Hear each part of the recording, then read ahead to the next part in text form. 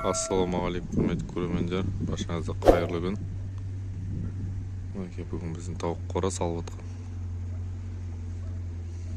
Қыстық жаздық тауық қора. Так. Есігі қолға мән бермеңіздер, жұмыс жасап болып жатыр, кішкене қаттылау. Іші шашылып жатыр.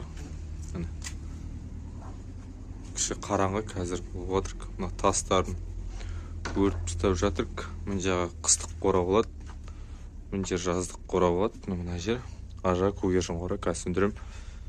Мінекей, мынадан кіреміз. Былай тасты өртіп тастап, ертең майлағаннан кейін сықиып тұрады, оның іші деген.